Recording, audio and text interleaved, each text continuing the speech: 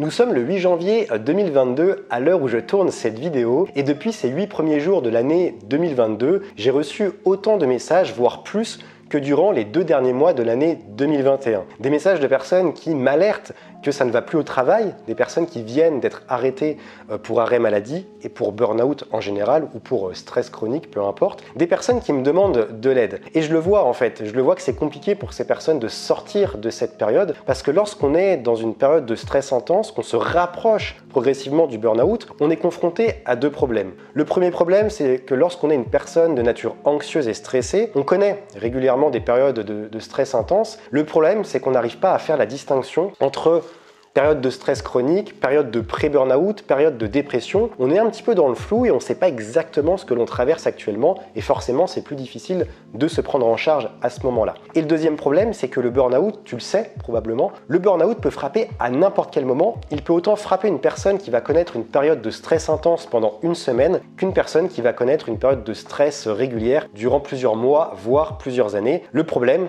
c'est que le burn-out ne prévient jamais. Alors pour être honnête avec toi, la plupart des personnes qui m'écrivent et la plupart des personnes que j'ai en coaching ou dans mes formations, ce sont des personnes qui connaissent une période de pré-burnout, comme 50% des Français connaîtront dans leur vie. C'est donc quelque chose de courant et il est donc important de mettre des mots et d'identifier rapidement ces périodes de pré-burnout, de stress chronique pour pouvoir se prendre en charge rapidement et éviter de tomber dans le fameux épuisement professionnel. C'est ce que je vais te permettre de faire dans cette vidéo en te présentant les 9 signes qui t'indiquent que tu peux potentiellement faire un burn-out en 2022. Donc je t'invite à être attentif à ces signes et à savoir si aujourd'hui tu les rencontres durant ces derniers jours. Juste avant d'entamer cette vidéo, je te rappelle que tu peux t'abonner à ma chaîne YouTube si aujourd'hui tu es concerné par le stress chronique et le burn-out. Et je t'invite également à laisser ton like en bas de cette vidéo. Et tu peux également accéder pendant 48 heures seulement à mon atelier de 2 heures disponible en replay que j'ai donné cette semaine. Il est disponible en replay et cet atelier s'intitule « Comment gérer une période de pré-burnout et de stress chronique pour ne pas sombrer dans l'épuisement ». Dans cet atelier, je te partage des outils de neurosciences. Tu fais le point sur tes neurotransmetteurs. Je te partage des outils d'hygiène de vie, des outils pour modifier ton alimentation et surtout je te permets de faire le point sur la situation que tu vis actuellement pour te donner des conseils précis et ciblés. Je te laisse déjà aller voir le programme de cet atelier dans la description de cette vidéo. Il sera retiré définitivement dans 48 heures. Ensuite, je le proposerai plus du tout à la vente. Donc c'est soit aujourd'hui, soit jamais concrètement. Et je te partagerai un peu plus en détail le programme de cet atelier à la toute fin de cette vidéo.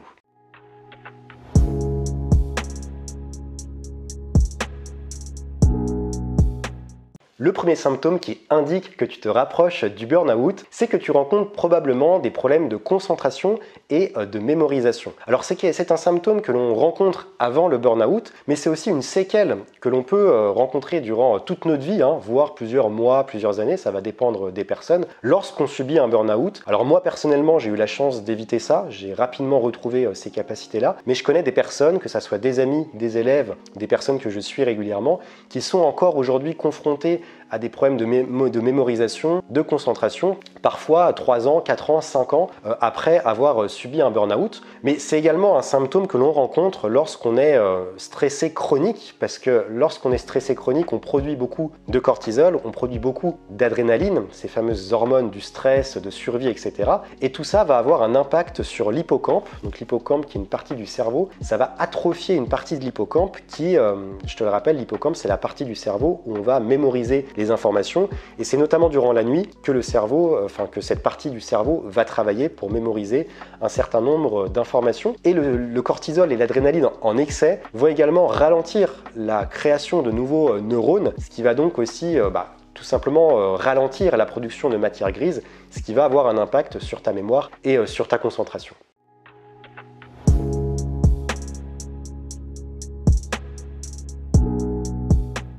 Le deuxième symptôme, c'est qu'on se sent seul. Et ça, j'en ai parlé dans l'atelier avec Déborah, puisque je te rappelle que l'atelier que tu peux télécharger encore pendant 48 heures, enfin seulement, puisqu'il sera retiré dans 48 heures, dans lequel je te permets d'optimiser et de gérer une période de stress chronique pour éviter de sombrer dans l'épuisement. Cet atelier, je l'ai tourné en compagnie d'une élève, Déborah, qui est aujourd'hui en arrêt de travail pendant quelques semaines et qui traverse pleinement cette situation. J'ai donc répondu à ses questions, on a discuté avec elle durant cet atelier, et s'il y a bien quelque chose qui revient régulièrement, avec avec Déborah ou avec d'autres élèves, c'est ce sentiment de solitude. On peut l'expliquer, dans le cas du stress chronique, par le fait que lorsque nous sommes tous finalement confrontés au stress, c'est quelque chose que tout le monde connaît dans sa vie, 100% de la population a des périodes de stress. Le problème étant, c'est que nous sommes tous différents et tous résistants de différentes manières au stress. Certaines personnes vont très bien résister au stress, certaines personnes vont y être beaucoup plus sensibles. Il est donc pas vraiment spontané pour ton entourage de venir te soutenir dans une période de stress chronique et de stress intense, parce qu'il est probable que la personne qui est en face de toi connaît aussi actuellement ou dans le passé ou dans le futur des périodes de stress. C'est donc pas inné de venir soutenir quelqu'un qui traverse une période de stress chronique. Et on rencontre ce phénomène aussi dans un burn-out avec la fatigue. Lorsqu'on subit un burn-out, on a une période de fatigue qui dure plusieurs mois, voire plusieurs années, et forcément que notre entourage ne comprend pas, on peut se faire traiter de feignasse, de bon à rien, etc. C'est très violent, c'est très dur pour les personnes qui subissent un burn-out et qui ont ces reproches de la part de leur entourage. Et on connaît aussi ce sentiment de solitude, parce que la fatigue, tout le monde connaît la fatigue. En revanche, les gens ne peuvent pas comprendre ce que c'est une fatigue lors d'un burn-out, parce qu'on ne parle pas finalement de fatigue, on parle d'épuisement. Et lorsqu'on parle d'épuisement, le système nerveux, le système hormonal, les organes, tout est impacté et tout est totalement épuisé. Donc là, c'est très différent de la fatigue qu'une personne lambda peut connaître lors d'épisodes durant sa vie.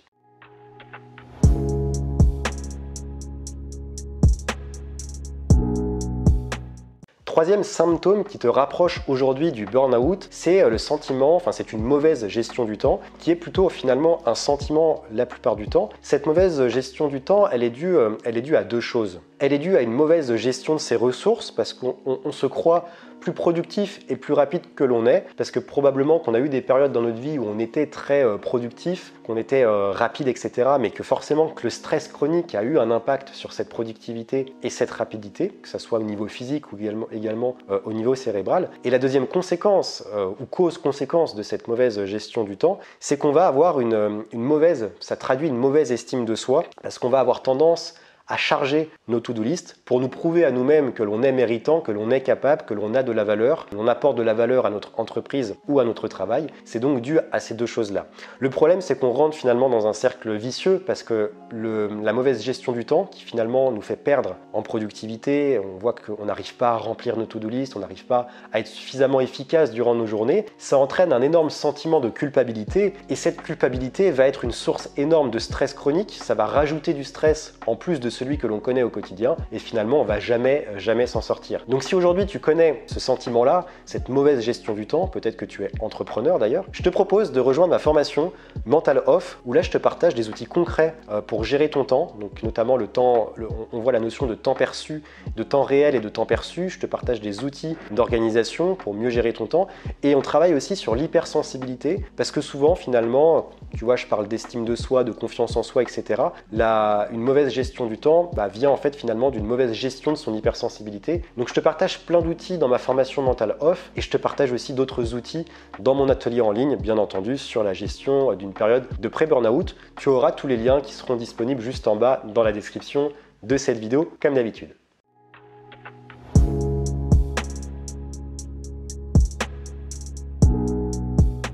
Un autre symptôme très courant des personnes qui sont proches du burn-out ou qui sont susceptibles de faire un burn-out, c'est une forte tendance à procrastiner. Alors la procrastination, contrairement à ce que l'on pense, la procrastination n'est pas un problème de gestion du temps, et on en parlait tout à l'heure, mais c'est plutôt un problème de gestion de ses émotions. Alors ça peut traduire différentes choses, le fait de procrastiner. Ça peut traduire déjà d'une peur d'échouer, parce que souvent on va se fixer des objectifs avec des challenges, des objectifs qui vont être au-dessus de ce qu'on est capable de faire. On est capable de les faire, mais ça va demander une énergie qu'on n'a pas forcément en ce moment, et donc on va avoir peur de mettre en place ces choses-là, parce qu'on va avoir peur de se casser la gueule concrètement, et d'échouer, ce qui va encore plus impacter notre estime et notre confiance. Donc finalement, on met tout ça de côté. Et ça peut également venir traduire, ça peut également devenir une stratégie d'évitement émotionnel, c'est-à-dire qu'on sait finalement que certaines tâches vont demander du stress, certaines tâches vont être stressantes, vont être fatigantes, et finalement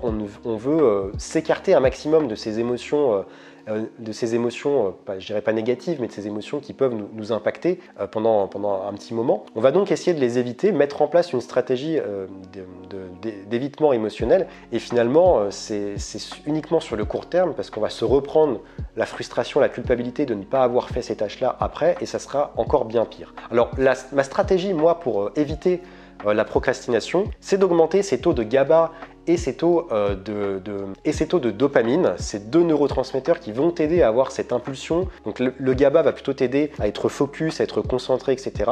Et la dopamine va plutôt t'aider à avoir cet élan, cette motivation pour effectuer la tâche, pour déjà te lancer dans cette tâche et pour la terminer jusqu'au bout. C'est ce que je te partage dans mon atelier. Je te donne toutes les stratégies, tous les outils, que ça soit au niveau de ton alimentation, au niveau des compléments que tu peux prendre, au niveau des routines, de tes routines au quotidien, de tes routines, de ton hygiène de vie, tout ce que tu peux mettre en place pour augmenter ces deux neurotransmetteurs. Je te partage tout ça dans mon atelier en ligne qui est vraiment à un prix hyper accessible. Honnêtement, tout le monde peut accéder à cet atelier. Donc vraiment, si aujourd'hui tu rencontres une période de stress chronique, je t'invite vraiment à télécharger cet atelier. En plus, tu pourras revenir dessus à chaque fois que tu connais une période de stress intense et de stress chronique, puisque tu en as l'accès à vie. Tu le télécharges, tu le mets sur ton ordinateur, sur ton téléphone, sur ta tablette, et tu peux la suivre quand tu veux, en replay, autant que tu veux. Donc c'est vraiment l'avantage de cet atelier que tu retrouves disponible pendant 48 heures seulement dans la description de cette vidéo en cliquant sur le lien juste en bas.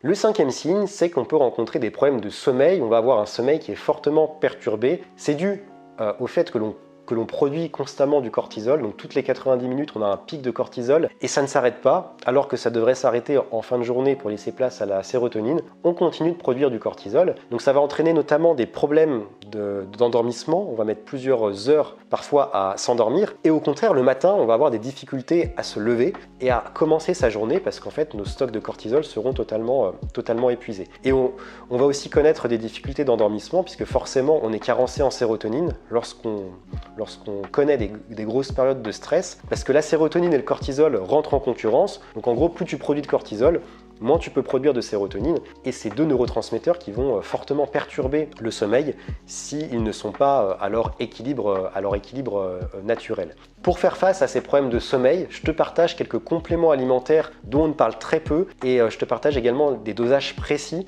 pour arriver à retrouver le sommeil sans passer par des somnifères ou ce genre de médicaments qui peuvent créer de l'accoutumance et qui peuvent encore plus finalement carencer en sérotonine sur le long terme. Je te partage tout ça encore une fois, je le répète, mais dans mon atelier sur la gestion d'une période de pré-burnout et de stress chronique, c'est un atelier qui est à 29 €, 2 heures d'atelier intense où je suis en communication également avec Déborah durant cet atelier, parce que c'est finalement une sorte d'atelier coaching privé, un mix un peu entre les deux, un format que j'ai eu beaucoup de plaisir à tourner, et je te partage des compléments naturels, des alternatives aux somnifères pour justement retrouver le sommeil. Et une chose que je voudrais ajouter également sur ce point-là, c'est que la charge mentale aussi est l'un des principaux facteurs de troubles du sommeil, et forcément que le stress chronique, dans une période de pré-burnout, la charge mentale est prédominante, et ça j'en parle énormément aussi dans ma formation mentale off que j'ai mis en lien également, parce que j'apprends à mieux gérer cette charge mentale, à faire le ménage dans son esprit, à travers de la sophrologie, à travers de la PNL, et encore une fois, à travers des outils de développement personnel, de gestion du temps, que je te partage dans ma formation best-seller, parce que c'est une formation qui comptabilise des centaines d'inscrits aujourd'hui, dans ma formation best-seller, Mental Off, que tu retrouves aussi juste en bas dans la description de cette vidéo.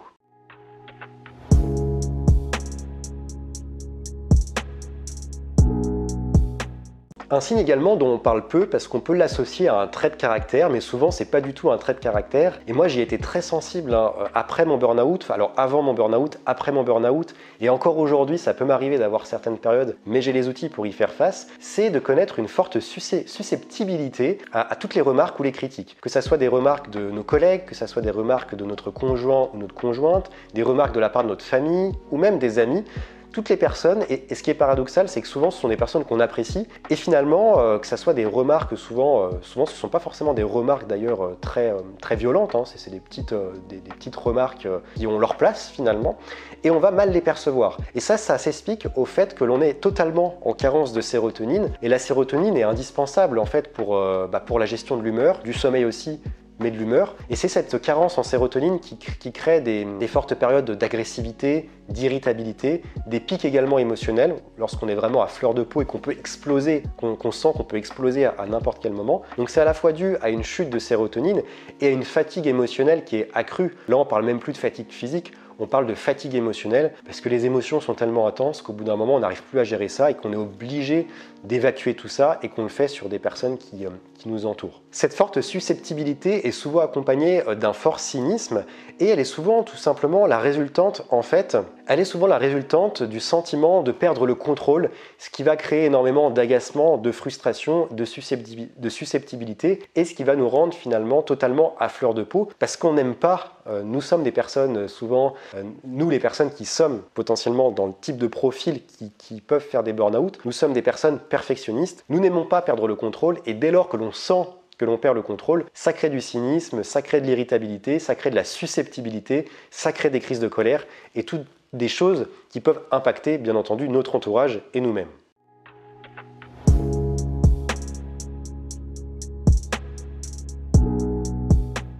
La période de pré-burnout est également accompagnée de nombreux symptômes physiques. C'est encore dû aux fameuses hormones qui sont produites en excès durant ces périodes.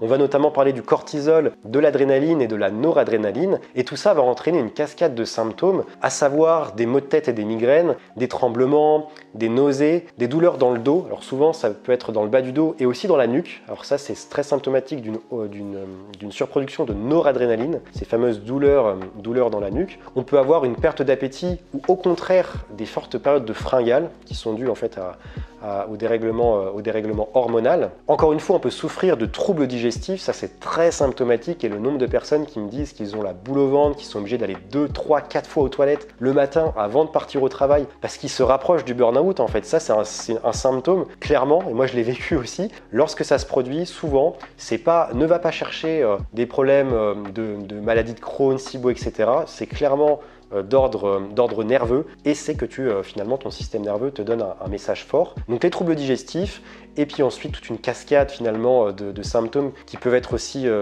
reliés au fait que ton système immunitaire est totalement affaibli, donc tu vas beaucoup plus être susceptible de contracter des infections virales comme la grippe, le rhume, la gastro, etc.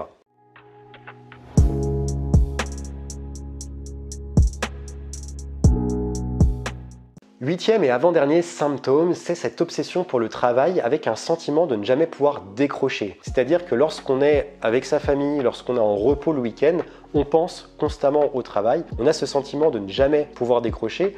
Alors ce sentiment, en fait, il est alimenté par de nombreuses peurs. C'est tout simplement tes peurs, finalement, et ça nécessite, et j'en parle encore une fois avec Déborah dans l'atelier, parce qu'elle est confrontée à ça, bien entendu. Elle est encore dans cette période où elle se pose toutes ces questions, et elle est censée reprendre le travail dans quelques semaines. Et forcément que ça amène des questionnements et des doutes. Et ce sentiment est alimenté par différentes peurs. Il va être alimenté par la peur de ne plus pouvoir subvenir à ses besoins en cas d'arrêt maladie. Les questions d'argent reviennent régulièrement. Comment je vais faire pour m'en sortir? Comment je vais faire pour nourrir ma famille? Ça, c'est quelque chose qui revient régulièrement. Ça peut être alimenté encore une fois par une peur de l'échec. Ça peut être alimenté par une peur de perdre sa place, par une peur aussi de perdre sa valeur. C'est-à-dire qu'on a souvent l'impression, et c'est souvent pas qu'une impression, de s'être énormément investi dans son travail, dans son entreprise, et on a peur de perdre cet investissement-là et donc de perdre aussi sa valeur. Parce que si on perd tout ce qu'on a mis en place, on va avoir cette impression également de perdre notre valeur. Quelque chose qui est revenu également et dont j'ai beaucoup discuté avec une amie qui a également connu cette période de pré-burnout, c'est la peur aussi d'abandonner ses collègues. On est en arrêt, on a peur d'abandonner ses collègues et on prend sans arrêt des nouvelles, on les harcèle par message, etc. pour savoir ce qui se passe, pour savoir si notre place, si on manque au personnel, etc. Donc je te conseille de ne pas le faire, mais c'est quelque chose qui traduit encore une fois des peurs. Tout ça pour te dire que cette obsession pour le travail, nuit et jour, et tous les jours de la semaine, même lorsque tu es avec tes amis, en repos, etc., ça vient traduire qu'il y a un réel problème et que tu peux potentiellement, que tu es à 2 doigts de faire un burn-out, concrètement.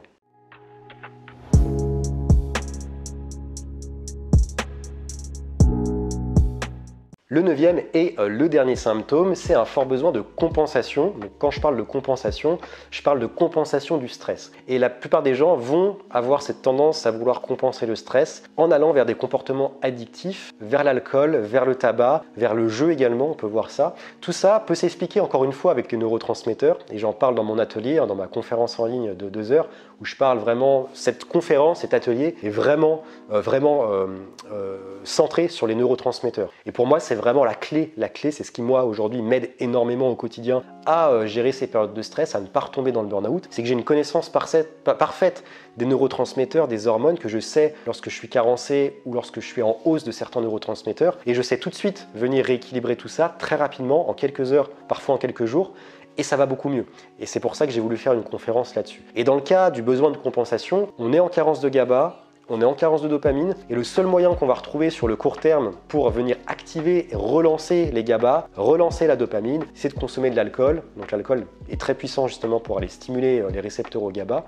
La dopamine, on peut retrouver ça avec les jeux d'argent par exemple. Et malheureusement, c'est une impression parce qu'on va avoir forcément, on va compenser sur le court terme, mais derrière, sur le long terme, et pas très longtemps après d'ailleurs, en fait, on vient surstimuler le circuit de récompense et on vient l'épuiser. On vient épuiser les récepteurs et le corps ne sera plus du tout capable, lorsqu'on devra se passer d'alcool, de tabac, de drogue, etc., on ne sera plus capable naturellement de produire du GABA et de la dopamine et ça va recréer encore plus de carences et de chute de ces neurotransmetteurs et ça sera encore plus difficile de revenir les élever. Et je sais ce que c'est parce que j'ai accompagné aussi dans mes coachings l'année dernière des personnes qui souffraient d'addiction et notamment d'alcool et j'ai vu à quel point c'était compliqué pour eux de venir remonter leur taux de GABA. On y est arrivé mais ça a été un long travail. Donc ça, encore une fois, je te partage des outils dans mon atelier en ligne pour venir rehausser les GABA, rehausser la dopamine et éviter d'aller vers de l'alcool, vers du tabac, vers des drogues, éviter de compenser dans les jeux vidéo aussi et surtout éviter tout ce qui est anxiolytique, tout ce qui est antidépresseur bien entendu parce qu'on n'en parle pas, mais cet atelier a pour but aussi de donner des alternatives à tout ça. Je ne suis pas totalement opposé à ça, parfois on en a besoin, mais au moins tu verras d'autres éléments, d'autres outils que tu pourras mettre à ta disposition pour te sortir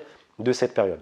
Si en regardant cette vidéo, tu te rends compte que tu réponds à la plupart de ces signes, c'est que tu es proche malheureusement du burn-out ou que du moins tu fais partie des profils qui peuvent sombrer dans l'épuisement et le burn-out. Et je te rappelle qu'on ne se remet pas d'un burn-out en quelques semaines, ça dure plusieurs mois, voire plusieurs années.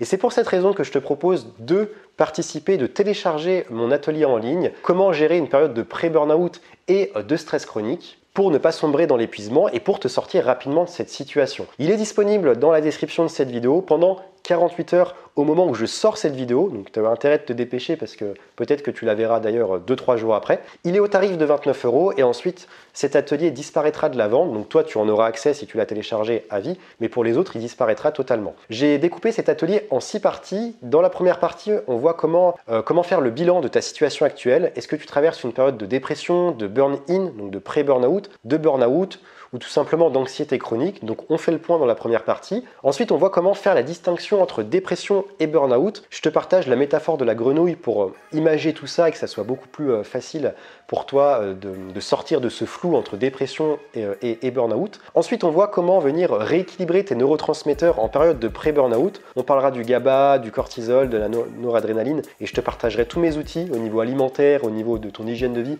pour venir rééquilibrer tout ça. Ensuite, je te partage, je réponds à cette question, comment garder une bonne hygiène de vie et une bonne routine quand on n'a plus envie de rien, et c'est souvent le cas, je parlais de procrastination, etc.